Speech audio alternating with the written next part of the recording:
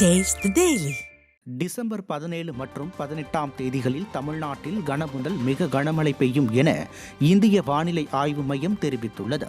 தெற்கு அந்தமான் மற்றும் தென்கிழக்கு வங்கக்கடல் பகுதியில் வளிமண்டல மேலடுக்கு சுழற்சி நிலவுவதாகவும் இதனால் அடுத்த 24 மணி நேரத்தில் தென்கிழக்கு வங்கக்கடல் பகுதியில் குறைந்த காற்றழுத்த தாழ்வு பகுதி உருவாகும் என வானிலை ஆய்வு மையம் தெரிவித்துள்ளது. மேலும் குறைந்த காற்றழுத்த தாழ்வு பகுதி வலுப்பெற்று மேற்கு வடமேற்கு திசையில் தமிழ்நாடு கடற்கரை பகுதிகளை நோக்கி நகரும் என்பதால் வரும் 17 மற்றும் 18ஆம் தேதிகளில் தமிழ்நாட்டில் கனமுதல் மிக கனமழையும் 16ஆம் தேதி முதல் 19ஆம் தேதி வரை கனமழை பெய்யவும் வாய்ப்புள்ளதாக இந்திய வானிலை ஆய்வு மையம் தெரிவித்துள்ளது. தூத்துக்குடி மாநகரம் மற்றும் மாவட்டத்தின் பல்வேறு பகுதிகளிலும் கொட்டி தீர்த்த மழையால் பொதுமக்களின் இயல்பு வாழ்க்கை முடங்கியுள்ளது.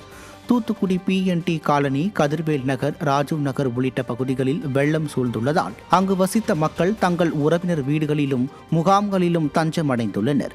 கடந்த ஆண்டு பெய்த பெரு வெள்ளத்தில் இருந்து பாடம் கற்காத திமுக அரசு இந்த ஆண்டும் மழைக்கால முன்னெச்சரிக்கைகளை முறையாக செய்யாததால் தங்கள் வாழ்க்கை முடங்கியுள்ளதாக கூறும் பாதிக்கப்பட்ட மக்கள் விரோத மாநகராட்சி நிர்வாகம் போதிய உணவுகளை வழங்காததால் பசியில் வாடுவதாகவும் வேதனை தெரிவித்தனர். பிஸ்கட் பாக்கெட் இருக்கு, ஒரு பால் பாக்கெட் இருக்கு. எத்தனை பேர் உங்கள் வீட்டில்? எங்கள் வீட்டில் 4 பேர். 4 பேருக்கு இது கொடுத்துருக்காங்க. கேட்டால் ஒரு வீட்டுக்கு ஒன்று தான் சொல்லியிருக்காங்க. வாங்கிட்டு வந்து சாப்பாடுலாம் ஒன்றும் வரல இது வரைக்கும். போதுமா 4 பேருக்கு? 4 பேருக்கு இது எப்படி காணும்? ஆளுக்கு 2 திங்கவா காணாதுல்ல.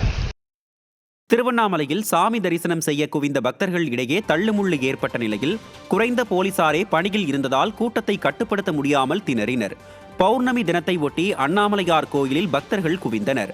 திருமஞ்சன கோபுரம் வழியாக அனுமதிக்கப்பட்ட நிலையில் கூட்டம் அதிகரித்ததால் ஒரு கட்டத்தில் பக்தர்கள் முண்டியடித்து சென்றதால் பெண்கள் மற்றும் குழந்தைகளை வைத்திருந்த பக்தர்கள் மிகுந்த சிரமத்திற்குள்ளாகினர். 16,000 போலீசார் பாதுகாப்பு பணியில் ஈடுபடுவார்கள் என அறிவிக்கப்பட்ட நிலையில் குறைவான போலீசாரே பணியில் இருந்ததால் கட்டுக்கடங்காத கூட்டத்தை கட்டுப்படுத்த முடியாமல் திணறும் நிலை ஏற்பட்டது.